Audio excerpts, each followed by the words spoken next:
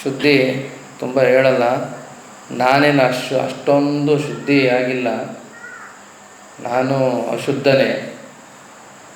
ಆದರೂ ಆ ಅಶುದ್ಧದಲ್ಲಿ ಶುದ್ಧತನವಾಗಿ ಹೆಂಗಿರಬೇಕು ಅನ್ನೋದನ್ನು ಕಲ್ತಿದ್ದೀನಿ, ಅನುಭವಿಸಿ ಕಲ್ತಿದ್ದೀನಿ. ಮತ್ತು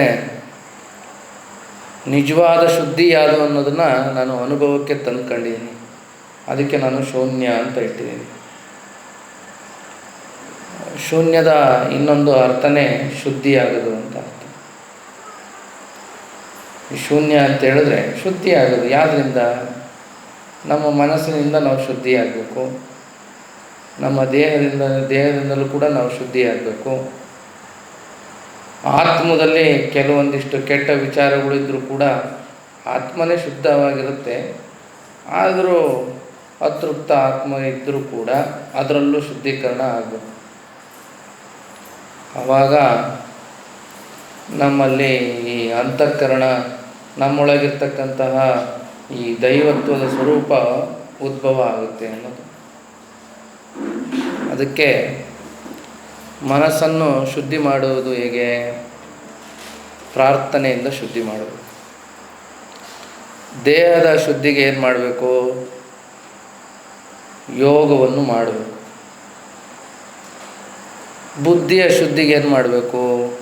ಮೌನವನ್ನು ಮಾಡಬೇಕು.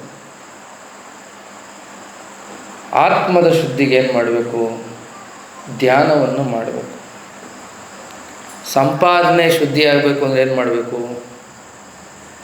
ದಾನ ಮಾಡಬೇಕು. ಆರೋಗ್ಯ ಶುದ್ಧಿ ಮಾಡೋದಕ್ಕೆ ಏನಾಗಬೇಕು? ಉಪವಾಸ ಮಾಡಬೇಕು. ಸಂಬಂಧಗಳ ಶುದ್ಧಿ ಆಗೋದಕ್ಕೆ ಏನು ಮಾಡಬೇಕು? ಕ್ಷಮಿಸಬೇಕು. ಕರ್ಮವನ್ನು ಶುದ್ಧಿ ಆಗೋದಕ್ಕೆ ಏನು ಮಾಡಬೇಕು? ನಮ್ಮ ಕರ್ಮಗಳು ಇರ್ತಾವಲ್ಲ, ಶುದ್ಧಿ ಆಗೋದಕ್ಕೆ ಏನು ಮಾಡಬೇಕು? ಸಾಧನೆ ಮಾಡಬೇಕು. ಅಹಂಕಾರದ ಶುದ್ಧಿಗೆ ಏನು ಬೇಕು? ಏನು ಬೇಕು? ಅಹಂಕಾರದ ಶುದ್ಧಿಗೆ ಆಧ್ಯಾತ್ಮ ಬೇಕು. ಚಿತ್ತದ ಶುದ್ಧಿಗೆ ಏನು ಬೇಕು? ಜಪಗಳು ಬೇಕು. ಶಿಷ್ಯನ ಶುದ್ಧಿ ಮಾಡೋದು ಯಾವುದು? ವಿದ್ಯೆ. ಗುರುಗಳನ್ನು ಕೂಡ ಶುದ್ಧಿ ಮಾಡಬೇಕಲ್ಲ, ಗುರುಗಳು ಕೂಡ ಶುದ್ಧಿ ಆಗಬೇಕು. ಅವ್ರು ಶುದ್ಧಿ ಆಗೋದು ಹೇಗೆ? ಗುರುಗಳು ಕೂಡ ಶುದ್ಧಿ ಆಗೋದು ಹೇಗೆ? ಸೇವೆಯಿಂದ. ಸುಮ್ಮನೆ ಗುರುಗಳು ಅಂತ ಸುಮ್ಮನೆ ಕೂತ್ಕೊಂಡ್ರೆ ಶುದ್ಧಿ ಆಗ್ತಾರೆ. ಗುರುಗಳು ಕೂಡ ಶುದ್ಧಿ ಆಗೋದು ಹೇಗೆ? ಸೇವೆಯಿಂದ. ದೇವರೇ ಶುದ್ಧಿ ಆಗೋದು ಹೆಂಗೆ? ಅವರು ಅನುಗ್ರಹ ಮಾಡಬೇಕಷ್ಟೆ. ನಾವು ತಪಸ್ಸು ಮಾಡಬೇಕು, ಅವರು ಅನುಗ್ರಹ ಮಾಡಬೇಕಷ್ಟೆ. ಅವರು ಅನುಗ್ರಹ ಮಾಡ್ದಲೇ ಅವ್ರು ಸುಮ್ಮನೆ ಇದ್ದರೆ ಅವ್ರು ಶುದ್ಧೀಕರಣ ಆಗ್ತಾರೆ. ಸೊ ದೇವರನ್ನು ಶುದ್ಧಿ ಮಾಡೋದು ಯಾವುದು? ಅನುಗ್ರಹ. ಹಂಗಾಗಿ ಈ ಶುದ್ಧಿ ಅನ್ನೋದು ಎಲ್ಲರಲ್ಲೂ ಇದೆ, ದೇವಾಂಶವೇ ಆಗಿದೆ. ದೇವರಿಂದ ಹಿಡಿದು, ಗುರುಗಳಿಂದ ಹಿಡಿದು, ಶಿಷ್ಯರಿಂದ ಹಿಡಿದು ನಮ್ಮ ಆಗು ಹೋಗುಗಳು ಎಲ್ಲದರಲ್ಲೂ ಕೂಡ ಶುದ್ಧೀಕರಣ ಆಗಲೇಬೇಕು. ಕೊನೆಗೆ ತಲುಪೋದು ಎಲ್ಲಿಗೆ? ಕೊನೆಗೆ ತಲುಪೋದು ಶೂನ್ಯತ್ವಕ್ಕೆ.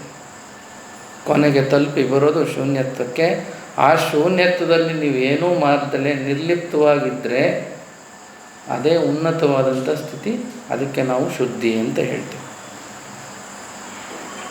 ಸೊ ಅದಕ್ಕೆ ಮನಸ್ಸಿನ ಶುದ್ಧಿಗೆ ಪ್ರಾರ್ಥನೆ, ದೇಹದ ಶುದ್ಧಿಗೆ ಮಾಡುವುದು ಯೋಗ, ಬುದ್ಧಿಯ ಶುದ್ಧಿಗೆ ಮಾಡುವುದು ಮೌನ, ಆತ್ಮಶುದ್ಧಿಗೆ ಧ್ಯಾನ, ಸಂಪಾದನೆಯನ್ನು ಶುದ್ಧಿ ಮಾಡುವುದು ನಿಷ್ಠೆ ಅಥವಾ ದಾನ, ಆರೋಗ್ಯವನ್ನು ಶುದ್ಧಿ ಮಾಡುವುದು ಉಪವಾಸ, ಸಂಬಂಧವನ್ನು ಶುದ್ಧಿ ಮಾಡುವುದು ಕ್ಷಮೆ, ಕರ್ಮವನ್ನು ಶುದ್ಧಿ ಮಾಡುವುದು ಸಾಧನೆ, ಅಹಂಕಾರವನ್ನು ಶುದ್ಧಿ ಮಾಡುವುದು ಆಧ್ಯಾತ್ಮ, ಚಿತ್ತವನ್ನು ಶುದ್ಧಿ ಮಾಡುವುದು ಜಪ, ಶಿಷ್ಯನನ್ನು ಶುದ್ಧಿ ಮಾಡುವುದು ಯಾವುದು? ವಿದ್ಯೆ, ಗುರುಗಳನ್ನು ಶುದ್ಧಿ ಮಾಡುವುದು ಸೇವೆ, ದೇವರನ್ನು ಶುದ್ಧಿ ಮಾಡುವುದು ಅನುಗ್ರಹ. ಅವನಿಗೆ ಇದಿಲ್ಲ. ಸೊ ಅದಕ್ಕಾಗಿ ಈ ಶುದ್ಧಿಯನ್ನು ನಾವು ಹಿಡ್ಕೋಬೇಕು. ಶುದ್ಧಿ ಈಗ ಒಂದು ಚಿಕ್ಕದಾದಂತಹ ಇದನ್ನು ಹೇಳಬೇಕು ಅಂದರೆ, ಕೆಲವೊಂದಿಷ್ಟು ಜನ ದಾನ ಮಾಡ್ತಾರೆ. ಎಲ್ಲೋ ನಂದು ನೇಮೇ ಬರಲಿಲ್ವಲ್ಲ, ನಂದು ಹೆಸರೇ ಬರಲಿಲ್ವಲ್ಲ, ಮೇಲಕ್ಕೆ ಹಾಕ್ಬೇಕಾಯ್ತಲ್ವೇ, ಯಾಕೆ ಕೆಳಗಡೆ ಹಾಕಿದ್ಯಾ ಅಂತ ಕೂತ್ಕೊಂತಾರೆ. ಮೇಲ್ಗಡೆ ಹಾಕಬೇಕು ಕೆಳಗಡೆ ಹಾಕಬೇಕು ಅನ್ನುವಂತಹ ದಾನಗಳನ್ನು ದಾನವೇ ಕೊಡ್ತಿದ್ದಾಗ ಅವನು ಮೇಲ್ಗಡೆ ಹಾಕ್ಬೇಕು ಯಾಕೆ ಹಾಕಿಲ್ವೋ ಕೆಳಗಡೆ ಯಾಕೆ ಹಾಕಿದ್ದೀರಾ ಅನ್ನೋ ಒಂದು ಮನಸ್ಥಿತಿ ಇದ್ದರೆ ನಿಜವಾಗ್ಲೂ ಅದು ಸಲ್ಲುತ್ತಾ ನಿಜವಾದ ದಾನ ಆಗುತ್ತಾ ಅದು? ನಿಜವಾಗ್ಲೂ ಇಲ್ಲ. ದಾನ ಕೊಟ್ಟಿದ್ದನ್ನು ಮರಿಬೇಕಷ್ಟೆ. ಸೊ ಅಂತಹ ದಾನಗಳು ನಿಮ್ಮ ಸಂಪಾದನೆಯಲ್ಲಿ ಬರಲಿ. ಇನ್ನೊಂದಿಷ್ಟು ಜನ ಏನಂತ ಕಂಡಿದ್ದಾರೆ, ನಾವು ಹೆಂಗಾರ ದುಡ್ದು ಬಿಡ್ಬೋದು, ಮತ್ತು ದಾನ ಕೊಟ್ಬಿಟ್ರೆ ಎಲ್ಲ ಸರಿಯಾಗ್ಬಿಡುತ್ತೆ, ದೇವ್ರಿಗೆ ದಾನ ಕೊಟ್ಬಿಟ್ರೆ ಸರಿಯಾಗ್ಬಿಡುತ್ತೆ. ಹಂಗಾರೆ ಇವನು ಜನಗಳಿಗೆ ಮೋಸ ಮಾಡ್ತಾ, ಜನಗಳಿಂದನೇ ದುಡ್ಡು ತೆಗಿತಾ, ದಾನವಾಗಿ ಎಲ್ಲೋ ದೇವರಿಗೆ ಕಿರೀಟ ಮಾಡಿಸೋದು, ಮುಖ ಇದು ಮಾಡಿಸೋದು, ಅವನ್ನೆಲ್ಲ ಮಾಡಿಬಿಟ್ರೆ, ಕೊಳ್ಳೆ ಹೊಡೆದು ಮುಖ ಕಿರೀಟ ಮಾಡಿಸೋದು, ದೇವರಿಗೆ ಬಂಗಾರದ ಇದು ಮಾಡಿಸಿದ್ರೆ ಅದು ತಲುಪುತ್ತಾ?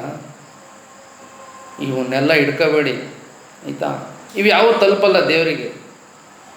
ನಿಶ್ಚಲವಾದ ಭಕ್ತಿ, ಸದಾ ಅವನ ವಿಚಾರಗಳು, ಸತ್ಯದ ನಡೆ, ಇವಷ್ಟೇ ಅವನಿಗೆ ಸಲ್ಲಬೇಕಾದಂತಹ ಆಭರಣಗಳು. ಸುಮ್ಮನೆ ನಾವು ದಾನ ಕೊಟ್ವಿ, ನಮ್ಮ ಕರ್ಮ ಕಳೀತು, ನಾವು ಶುದ್ಧಿ ಆದ್ವಿ, ನಮಗೆಲ್ಲ ಒಳ್ಳೆಯದಾಗುತ್ತೆ ಅನ್ನೋದು ನಿಮ್ಮ ಅಭಿಪ್ರಾಯಗಳಷ್ಟೇ. ಅಭಿಪ್ರಾಯಗಳಿಗೆ ಇಲ್ಲಿ ಮನ್ನಣೆ ಇಲ್ಲ, ಕರ್ಮಗಳಿಗೆ ಮನ್ನಣೆ ಇದೆ. ನೀವೇನು ಮಾಡ್ತೀರಾ ಅದು ಒಳ್ಳೆಯದಾಗಿರಬೇಕು, ಆವಾಗಷ್ಟೇ ಶುದ್ಧೀಕರಣ ಬರೋದು. ಮನಸ್ಸಿನ ಶುದ್ಧಿ, ದೇಹದ ಶುದ್ಧಿ, ನಡೆಯಲ್ಲಿ ಶುದ್ಧಿ, ನುಡಿಯಲ್ಲಿ ಶುದ್ಧಿ ಇದ್ದರೆ ಕಡೆಯಾಗದೆ ಕಡಲೊಂದನ್ನು ದಾಟುವ ಯೋಗಿಯಾಗುವನು. ಅದುವೇ ಶುದ್ಧಿಯ ಮೂಲ. ಆಯಿತಾ?